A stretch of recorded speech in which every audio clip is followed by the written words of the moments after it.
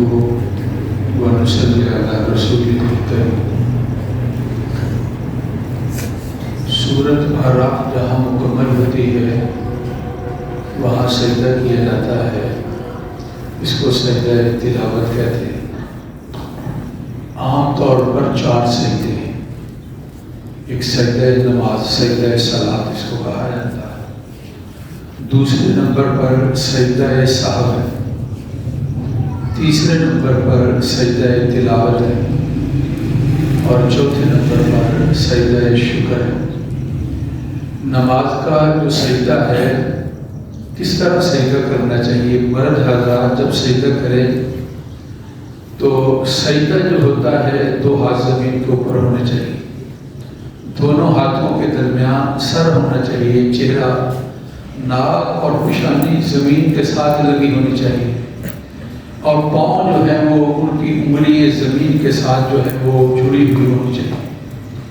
اگر کوئی آدمی پورا سجدہ پاؤں جو ہے وہ زمین سے اٹھا کر رکھے، بعض لوگوں کو عادت ہوتی ہے، وہ سجدہ نہیں ہوگا۔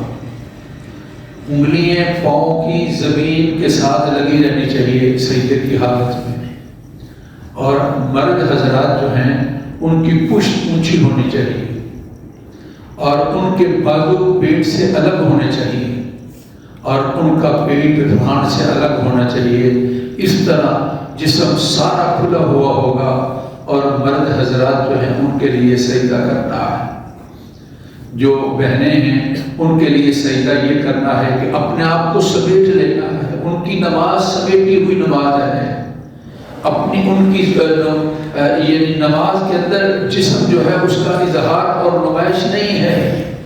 اپنے بازوؤں کو اپنے جسم کے ساتھ جوڑ کر رکھیں گی، اور اپنے جسم کو اپنی ٹانگوں کے ساتھ جوڑ کر رکھیں گی، اور اپنی ٹانگوں کو اپنے پاؤں کے ساتھ جوڑ کر زمین کے ساتھ چمٹ جائیں گی۔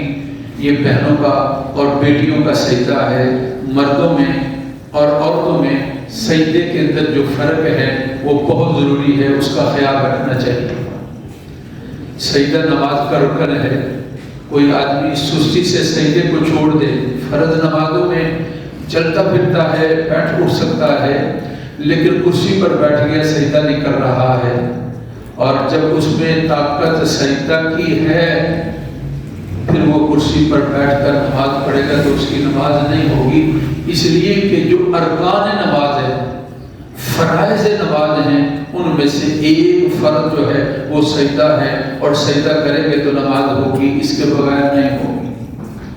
دوسرا سجدہ آتا ہے سجدہ سہو۔ نماز کے اندر غلطی ہو جائے، غلطیاں 2 ہیں، واجب جو ہے چھوٹ جائے، نماز کا واجب وطروں کے اندر دعائے قنوت کا پڑھنا یہ واجب ہے، امام صاحب بھول کر رکوع میں چلے گئے تو بعد میں سجدہ کرنا ہوگا کہ واجب چھوٹ گیا۔ فرض لیٹ ہو جائے، عشاء کی نماز تھی، عبدہ و رسولہ، یعنی پہلا اتحیات جب یہاں تک پہنچے تو فوراً کھڑا ہو جانا چاہیے۔ اگر کوئی آدمی لیٹ ہو گیا، آگے اس نے درود شریف کی تلاوت کر دی تو فرض کھڑا ہونا لیٹ کیا، اس کے بدلے میں اس کو سجدہ کرنا پڑے گا۔ آخری رکعت کے اندر عبدہ و رسولہ تک تلاوت کرے گا، اور پھر اس کے بعد السلام علیکم کہہ کر پھر 2 سجدے کرے گا، اور پھر اس کے بعد جو ہے پورا اتحیات پڑھے گا، اور پھر دائیں اور بائیں جو ہے وہ سلام پھیرے گا۔ اس کو سجدہ سہو کہا جاتا ہے۔ اور تیسرا سجدہ ہے سجدہ تلاوت۔ قرآن کے 14 مقام ہیں، ان میں سے ایک آج ہم نے پڑھا ہے 9ویں پارے میں، پھر اس کے بعد 10ویں میں سجدہ نہیں ہے، 11ویں میں سجدہ نہیں ہے، 12ویں میں سجدہ نہیں ہے، 13ویں میں سجدہ ہے، 14ویں میں سجدہ ہے، 15ویں میں سجدہ ہے، 16ویں میں سجدہ ہے، 17ویں میں سجدہ ہے، لیکن 18ویں کے اندر جو ہے وہ سجدہ نہیں ہے۔ ستارہ کے اندر آخر سورت کے اندر بھی، سورت حج کے آخر میں بھی لکھا ہوا ہے، لیکن اس میں اہل علم حضرات کا اختلاف ہے۔ ہمارے ہاں یعنی احناف کے ہاں وہ سجدہ نہیں ہے، لہذا 18ویں پارے میں سجدہ نہیں، 19ویں پارے میں سجدہ ہے، 20ویں میں نہیں، 21ویں پارے میں سجدہ ہے، 22ویں میں نہیں ہے، 23ویں میں سجدہ ہے، 24ویں میں سجدہ ہے، 25ویں میں نہیں ہے، 26ویں میں نہیں ہے، 27ویں میں سجدہ ہے، پھر 28 اور 29 میں نہیں ہے، تیسرے پارے کے اندر 30ویں پارے کے اندر 2 سجدے ہیں۔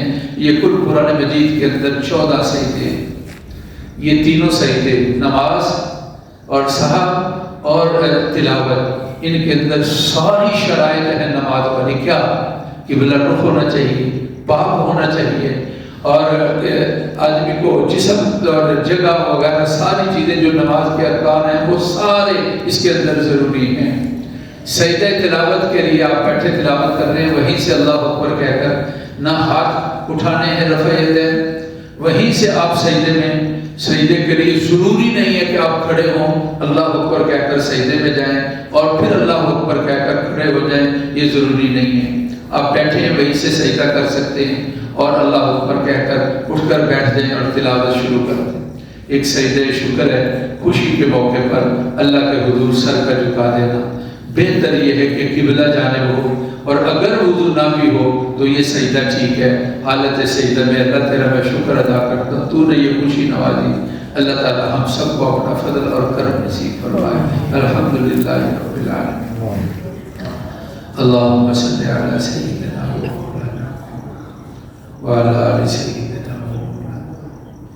اللہ ہماری محفل قبول فرما، گناہ معاف فرما، کرم فضل فرما، جنگ و لڑائی سے بچا دے، دہشت گردوں کو اللہ برباد کر دے، ان کے مشن کو اللہ ختم کر دے، پاکستان کو امن و سکون نصیب فرما۔ اللہ ہماری دعائیں قبول فرما، فوش والدین مغفرت فرما، بہنیں اور بیٹی ان کی جائز مرادیں اللہ پوری فرما۔ اللہ ہماری دعائیں کے حق میں قبول فرما، اللہ اپنا کرم فرما دے۔ وصلی اللہ تعالی علی سیدنا و مولانا محمد